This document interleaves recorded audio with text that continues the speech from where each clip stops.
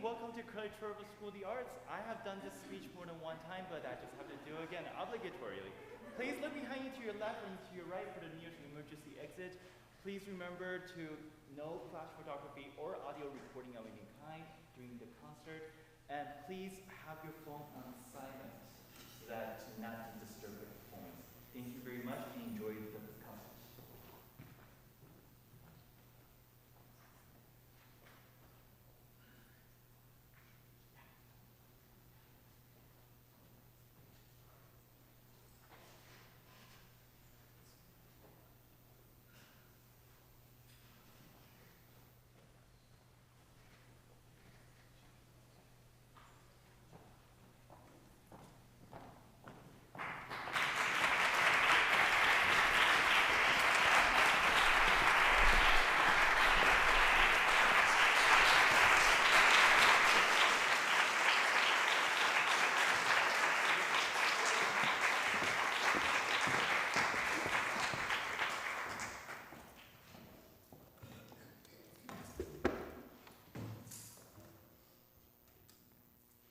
Good evening, everybody. I want to just begin by saying thank you. Thank you for being here. Thank you to each and every person here. A special thank you to Dr. Darrell Taylor for his ceaseless support of my research. And an incredible thank you to these women that I get to make wonderful music with and lean on and learn from. I began my Dunbar-related scholarship in 2012 with a recital tour with Dr. Herbert Woodward Martin, and then shortly thereafter founded the Dunbar Music Archive. That was in 2014. From that research sprang a lot of other performances, as well as 2 National Endowment for the Humanities grants and a Mellon Foundation grant to found a larger Dunbar library and archive, as well as begin a cohort training program that instructed professors and faculty instructors on how to integrate Dunbar into their courses, which turned out to have an incredible impact. And we had a really cool variety of courses from history and English to computer science.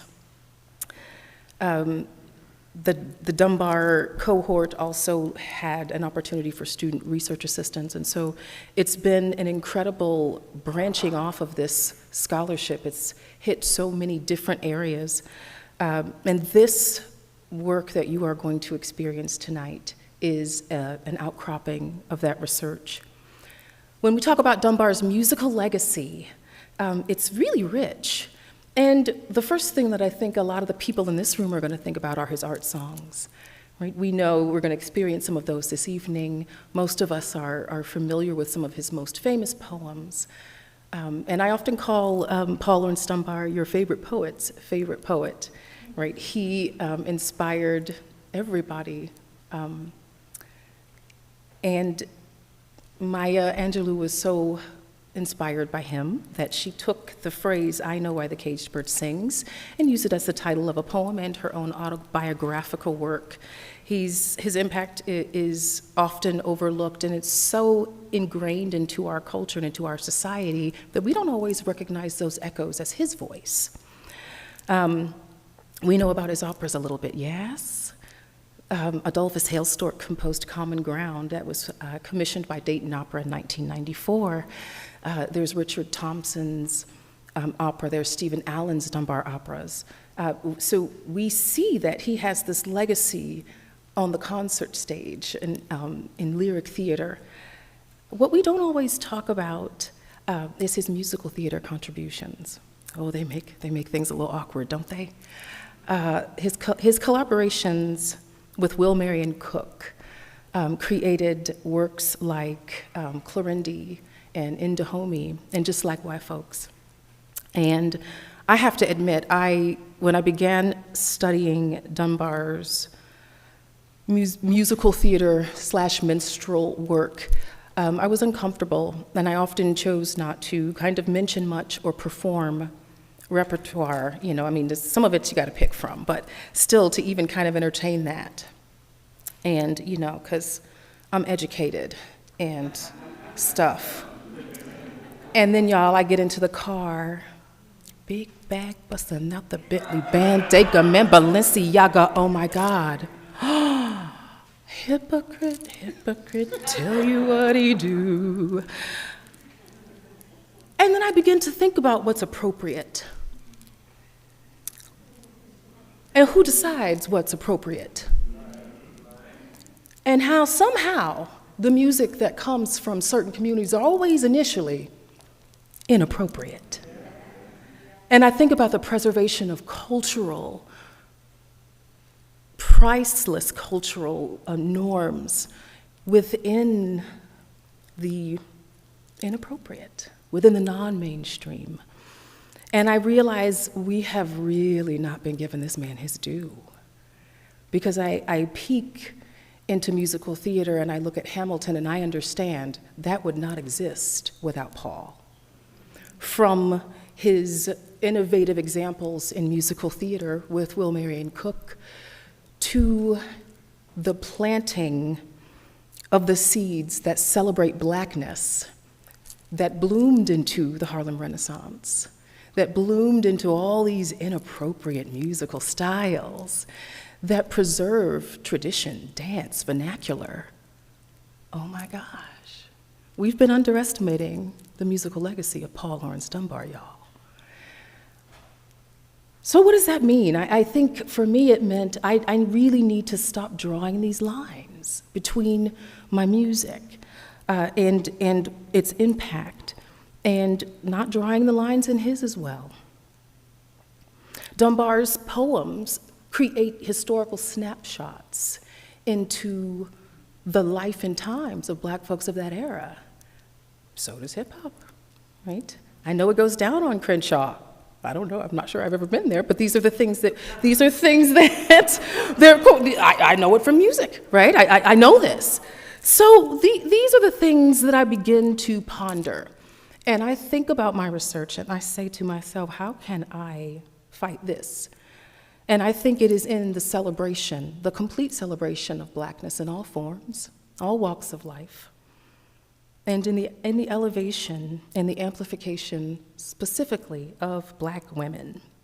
So 2018, I called Marcía Porter on the phone, and I said, Marcía, I have this idea. I want these Black women performing scholars to do music of Black women composers. And she said to me, we will call it My Sister's Keeper. And that was it. It was done. It was born. I had already been stalking Alexis. I had seen her present in Salt Lake City at the National Opera Association convention. Brilliant from beginning to end, and so inspiring and so thoughtful. And I thought, yeah, she's the mezzo. And we got together and said, now we need a pianist.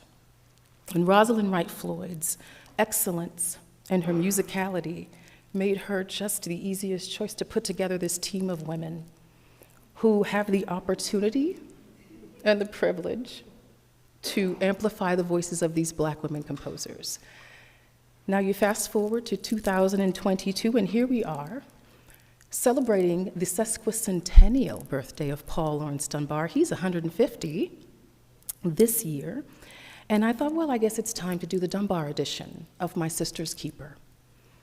Every composer that you hear tonight is a Black woman composer, and all of the texts are by the incomparable Paul Laurence Dunbar, whose musical legacy has been underestimated for far too long.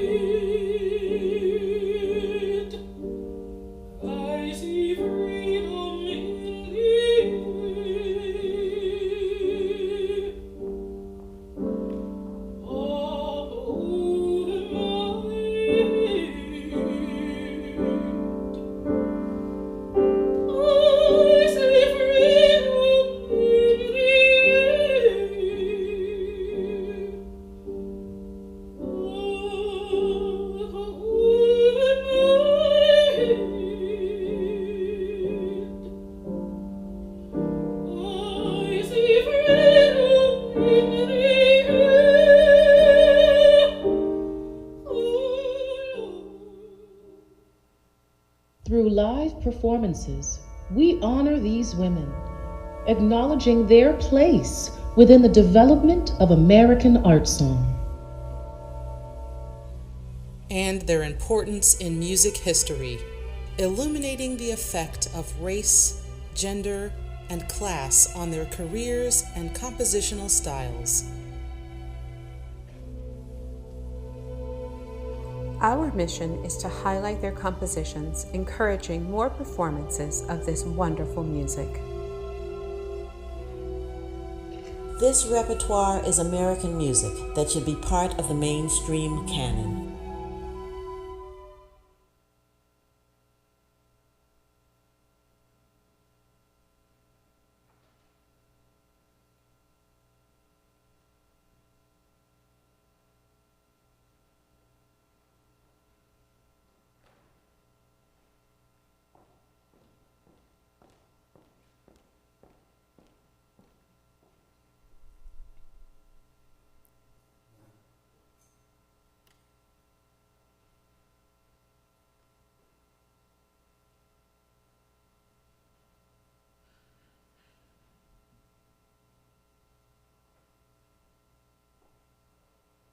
Hello, my name is B.E. Boykin, and I recently set Laurence Dunbar's We Wear the Mask.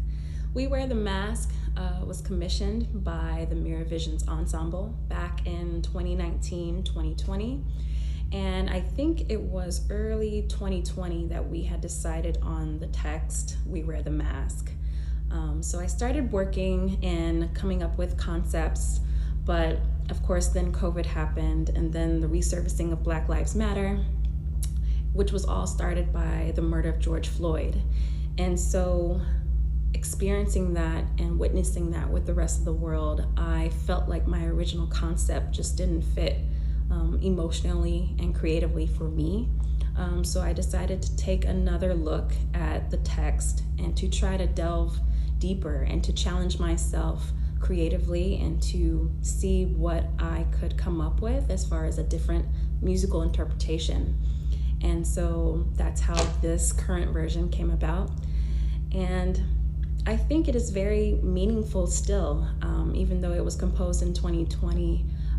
It is a very unique piece. I was interested in creating a melodic line in the piano accompaniment that spells out the word face. And so there are this kind of haunting melodies painted by the piano that are kind of interwoven with the melodic line, and I think it hopefully challenges the singer and the pianist to kind of work as a team to paint this picture of what it really means to wear the mask and to ask the question of what exactly that entails, what is experienced when someone wears a mask. And I do hope to set more text by Laurence Dunbar in the future. I am very passionate about setting works and poems by Black poets, and Laurence Dunbar is definitely one of them. So I'm excited to explore more of his work and see what else is in store.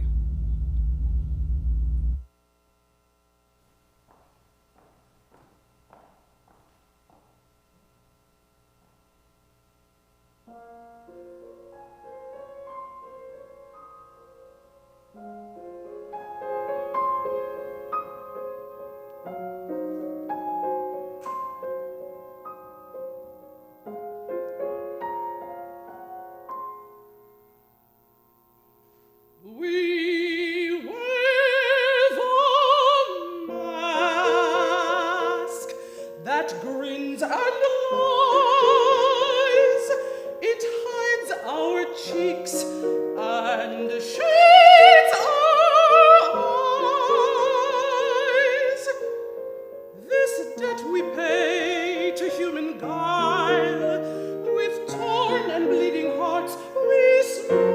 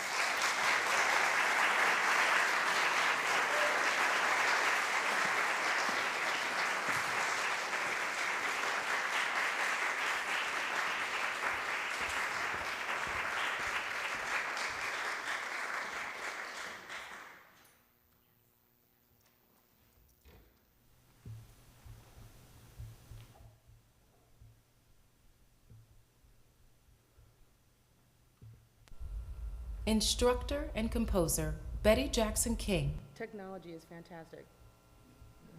Just give, pardon me.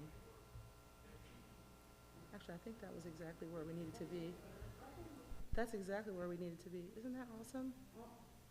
Hold on. Hold on.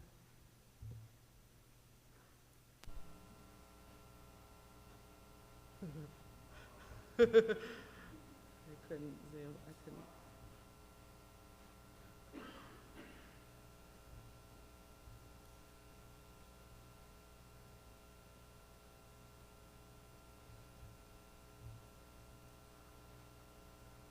Oh, frozen.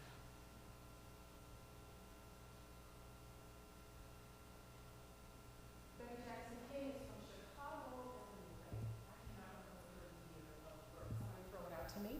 Somebody knows it. Look it up on your phone. Here we go. Yes. Here we go. Thank you. Here we go. Instructor and composer Betty Jackson King was born February 17th, 1928 in Chicago, Illinois. Her first music teacher was her mother, Gertrude Jackson Taylor. Betty Jackson King received her Bachelor of Music in Piano and her Master of Music in Composition from Roosevelt University. She went on to study composition with Hans Tischler and Carl Jurak and studied piano with Saul Dorfman. She also had musical studies at Glassboro College in New Jersey, Oakland University in Michigan, Westminster Choir College in Princeton, New Jersey, and the Peabody Conservatory in Maryland. Her honors include a scholarship from the Chicago Umbrian Glee Club and awards from the National Association of Negro Musicians, for whom she served as president from 1970 to 1984. And she also received recognition from the Outstanding Leaders in Elementary and Secondary Education and the International Black Writers Conference.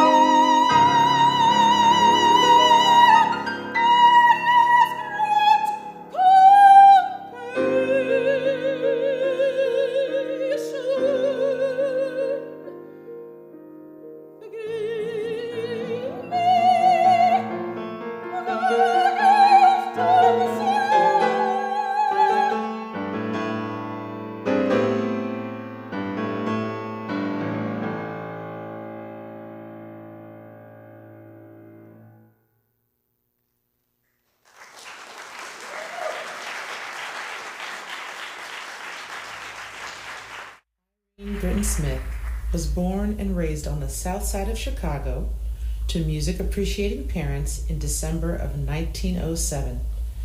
Music and composition were her passion from a young age. Irene Britton took piano lessons with V. Emanuel Johnson, and from the very beginning, she began composing. In her teens, she developed interest in the violin, and after teaching herself on her older sister's instrument, she was offered formal study by a public school violin teacher. After high school, Irene aspired to study music at Northwestern University, but her family couldn't afford to send her. So instead, she attended Chicago Normal School to earn a teacher's certification and began teaching grade school in the Chicago Public School District. Now, during the early 1930s, she married Herbert E. Smith. She played as a violinist in the all-black Harrison Farrell Orchestra, and following some encouragement given by Florence Price by way of written correspondence, she began as a part-time student at the American Conservatory of Music. She pursued a degree in music theory and composition, one course per year. Mrs. Smith eventually earned her Bachelor of Music degree in 1943. Irene Britton Smith was modest about her abilities and continually sought to improve as a lifelong student. She and her husband spent many years apart during the 1940s and 50s, while they each pursued graduate studies in separate cities, as Mr. Smith was an aspiring engineer who worked for the post office. Now, the mid-1940s saw her recognition as a composer really take off. From 1946 to 47, Smith took a sabbatical from teaching to study composition with Vittorio Giannini at the Juilliard School. In the following summer, she studied composition at the Eastman School of Music with Wayne Barlow. In 1949, she studied composition with Irving Fine at the Tanglewood Music Festival, where she met Julia Perry and Mattie Wilda Dobbs. She completed a Master of Music in Composition at DePaul University in 1956, where she studied with Leon Stein. But she wasn't done. In the summer of 1958, she traveled to Paris to study composition with Nadia Boulanger at Fontainebleau. Irene Britton Smith remained a dedicated grade school teacher for over 40 years and sought excellence in that career as well. After attending a Northwestern University seminar in the late 1950s, she became an advocate of the phono-visual method of teaching, beginning reading, and later Chicago University Press published her book on the topic in 1960, entitled Methods and Materials for Teaching Word Perception in Kindergarten through Grade 3. She retired from teaching in 1978 and became a docent for the Chicago Symphony Orchestra at elementary schools. Smith had stopped composing in 1962, but her works received increased performance during her lifetime.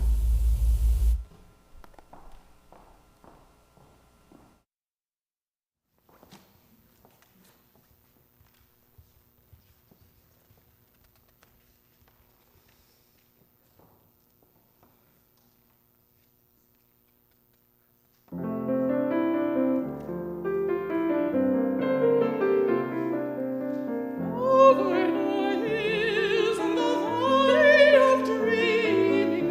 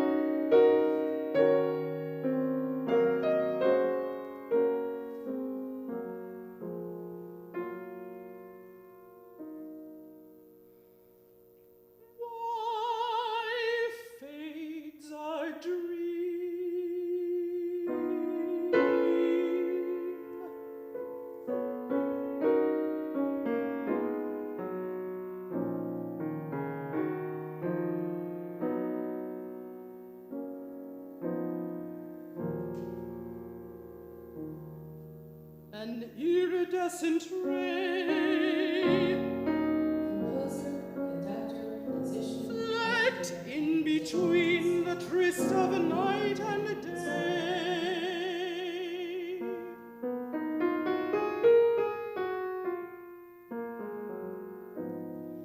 Why fades a dream?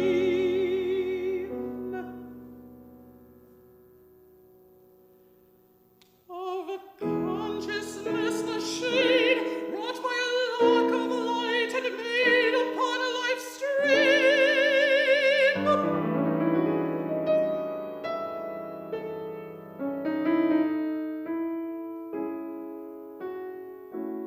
Why fades a dream?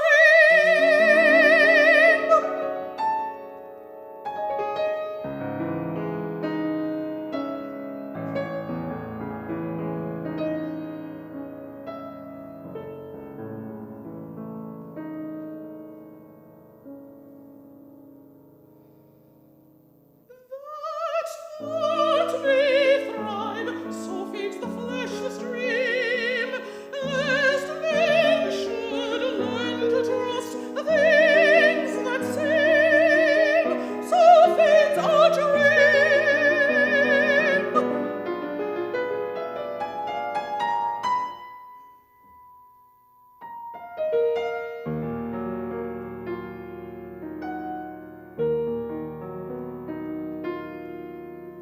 That living thought may grow, and like a waxing starbeam glow upon life's stream,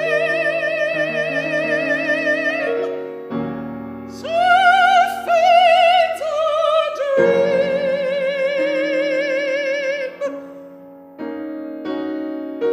So fades our dream.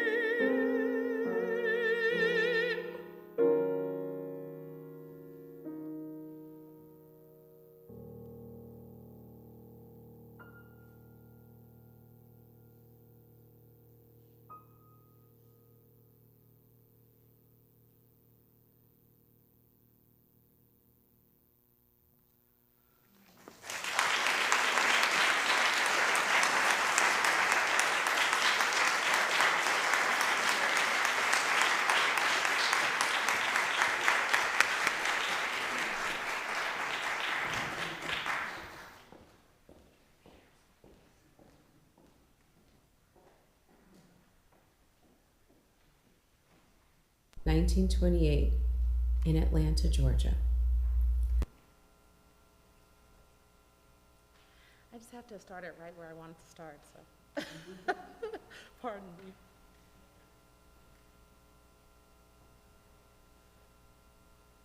Composer, conductor, musician, educator, and ordained pastor.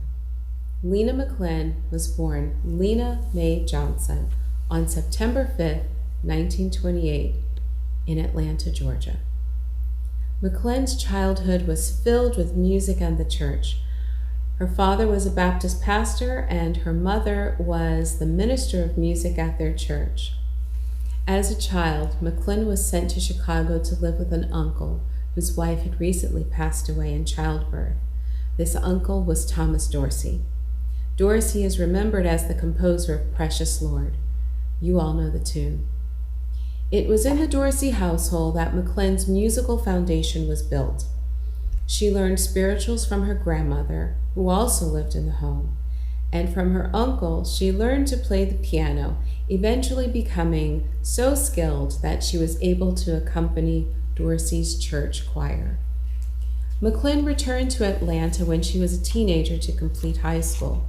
She went on to earn a bachelor's degree in music in 1951 from Spelman College, where she studied violin and piano. After Spelman, McLenn returned to Chicago and completed graduate studies at the American Conservatory of Music. McLenn built a 36-year-long career as a Chicago public school teacher and is noted as one of the most prominent and influential music educators in the Chicagoland area. McLenn believes in fostering all genres of music. In 1970, she became the music department chair at the then newly formed Kenwood Academy, where she created a pilot curriculum that included all types of music, from classical to popular. In addition to her position at the Kenwood Academy, she was also one of the founders of the McLenn Ensemble and of the McLenn Opera Company. Through her teaching and mentorship, she was able to create performance opportunities for African American musicians that helped to launch the careers of many, including Metropolitan Opera star Mark Recker, R&B singer Shaka Khan, jazz singers Maggie Brown and Kim English, and singer-actor Jennifer Hudson. McLenn's style can be described as a combination of classical European traditions with African American music, especially gospel music and spirituals, and contemporary or popular styles.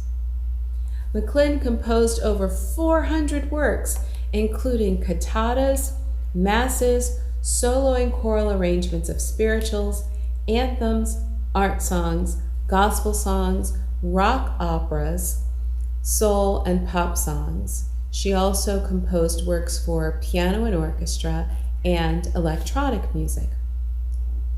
Many of her art songs were written for her students.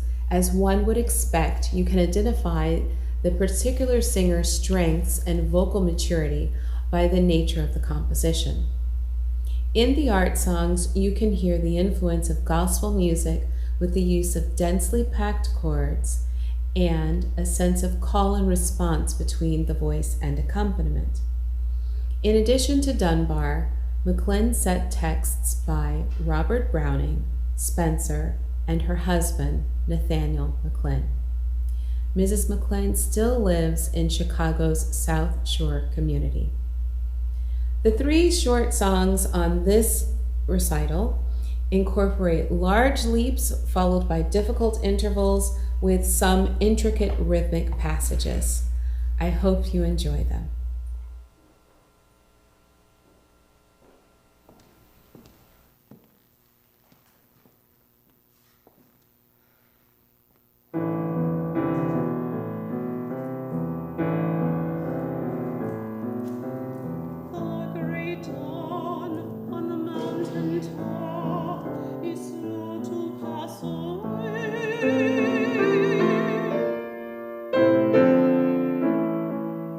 Away.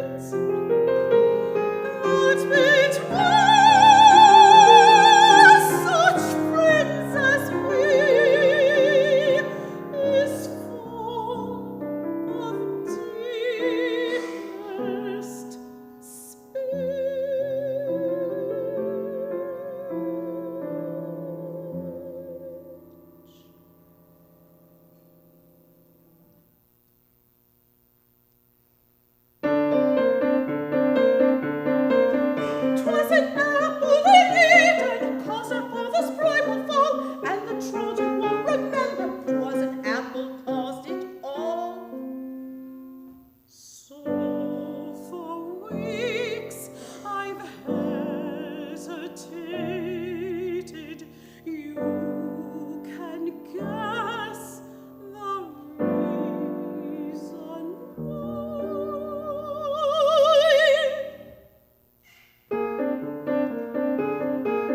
I want to tell my darling, he's the apple of my eye.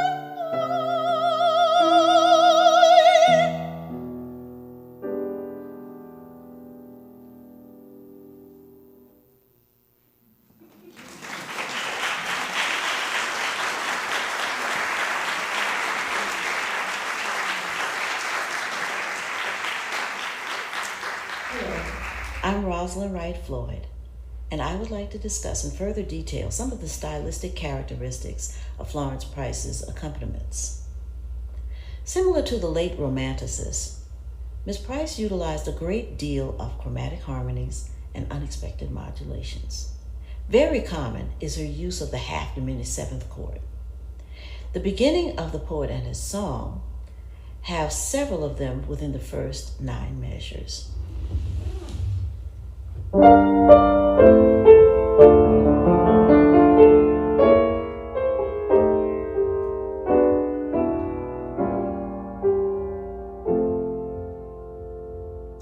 She also uses this chord later in the song to underline the dreamlike quality of the line, while others dream within the dell.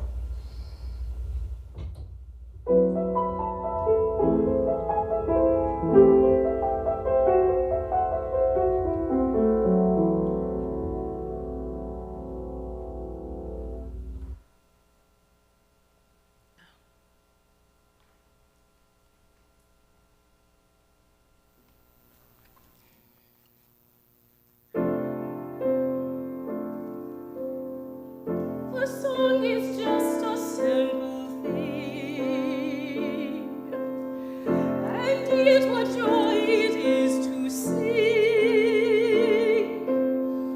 In hours of toil it gives me zest, and when at last I long for rest, when the crows come home along the boughs, and in the fold I hear the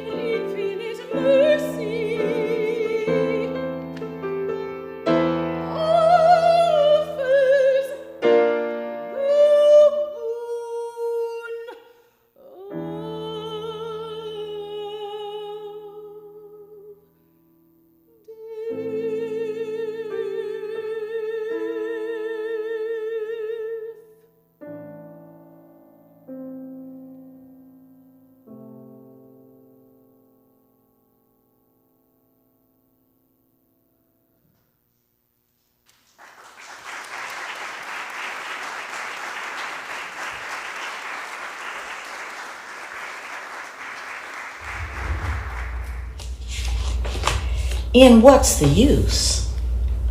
Price's setting of Dunbar's dialect. The accompaniment is quite syncopated, for Miss Price believed that any depicting of African American life should have a rhythmic quality. It is as though while the singer is singing, the accompaniment is somewhat like a Greek chorus, or the mother's board, or the community gossips, or the guys at the barbershop, saying repeatedly in the background, "What's the use?"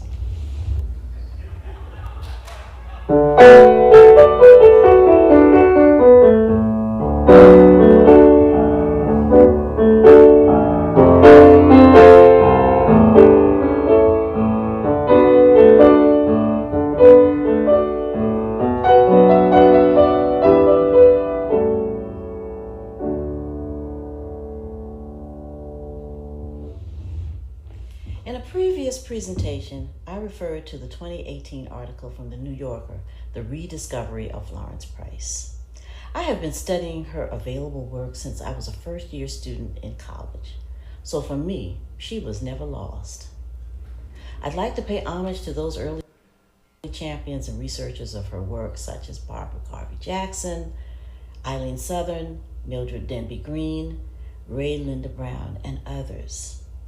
I am also glad to know that younger scholars are researching, championing, performing her works so that Price takes her rightful place in the musical lexicon.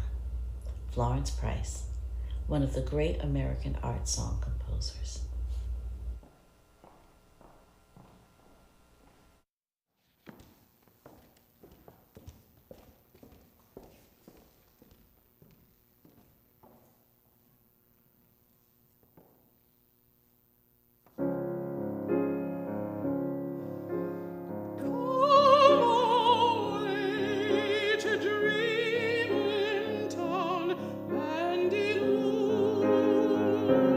And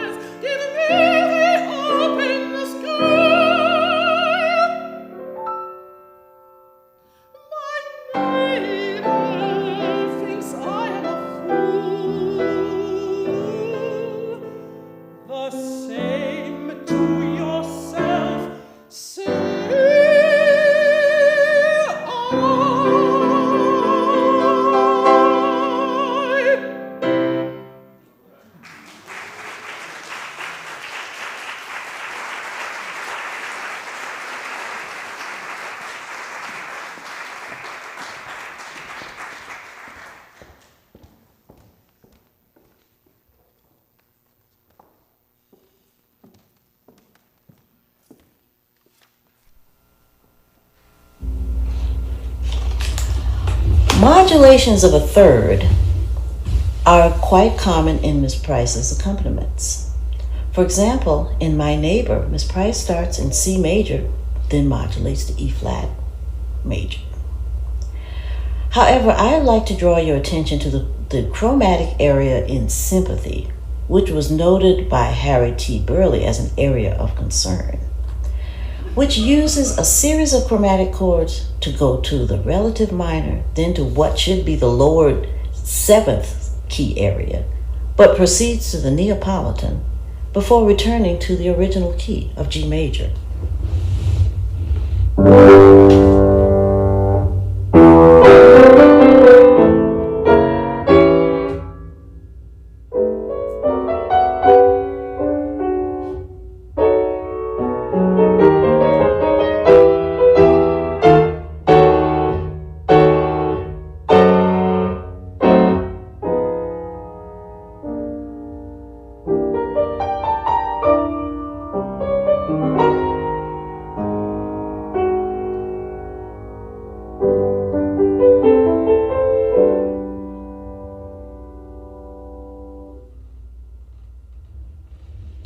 The simple versus the complex.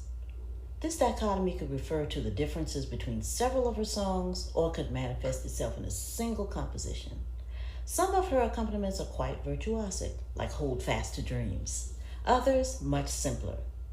And beside the C, we get both of them. The beginning is calm, but the development and ending are much more intricate. Here's the beginning.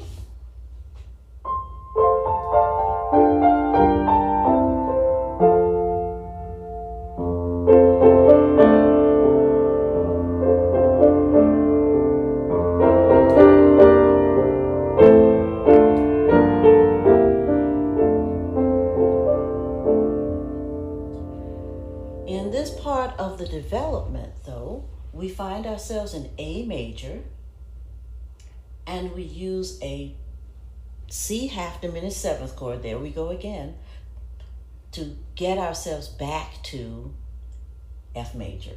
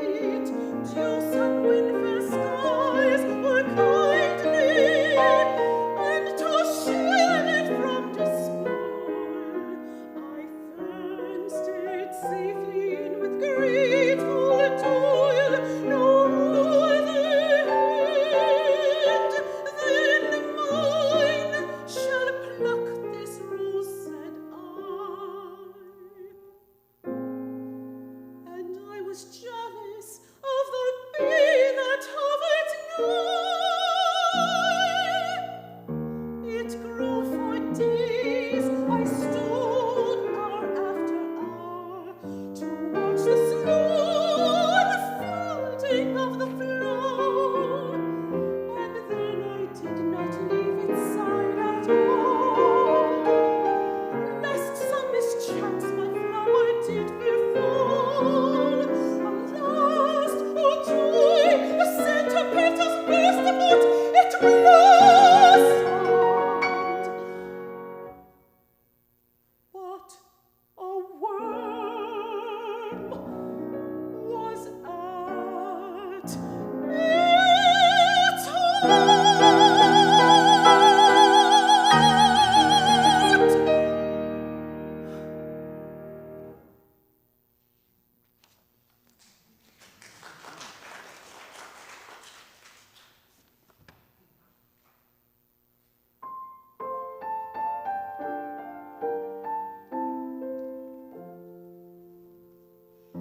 If you could sit with me beside the sea today, and whisper with me sweetest dreamings o'er and o'er, I should not find the clouds so dim and gray, and not so loud the clouds complaining at the shore.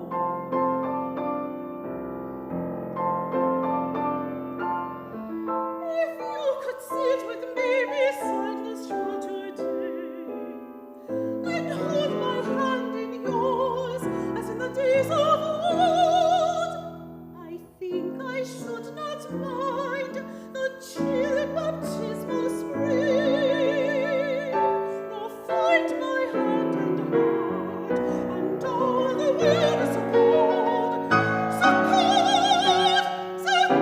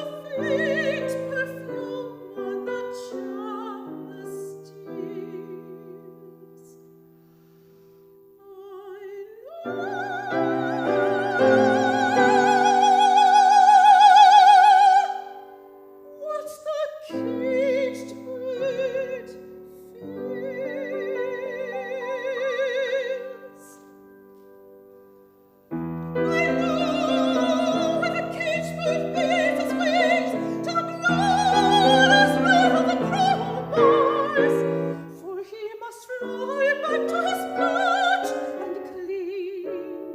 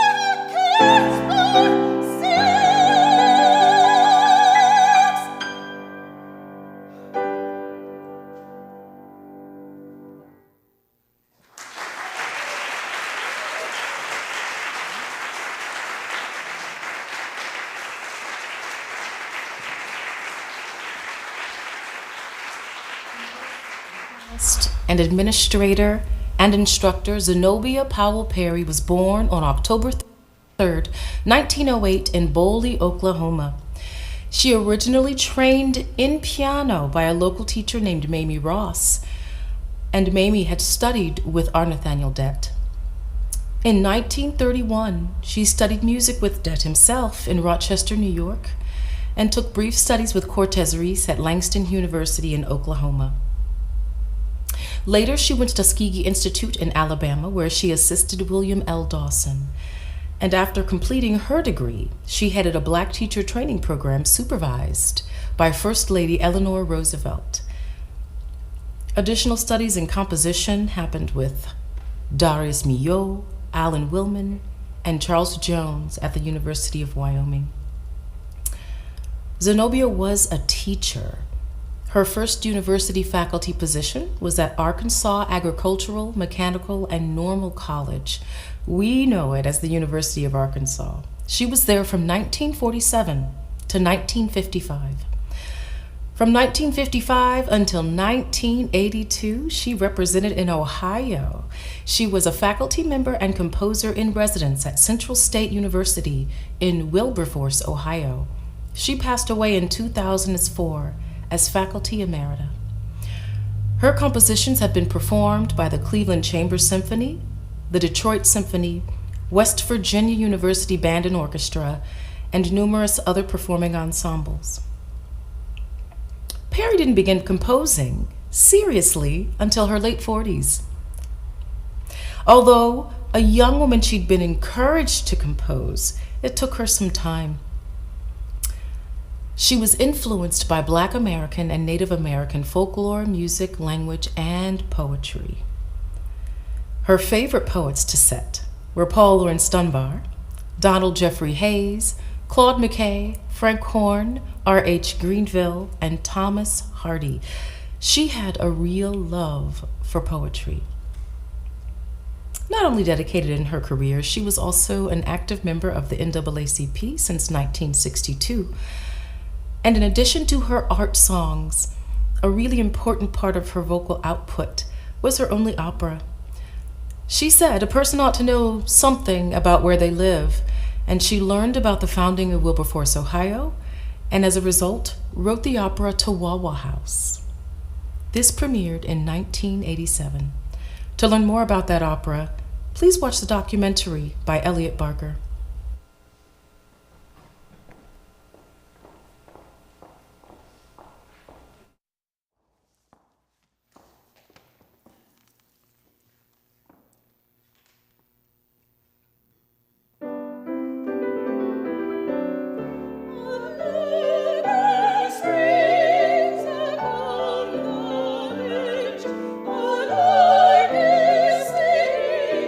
Singing in the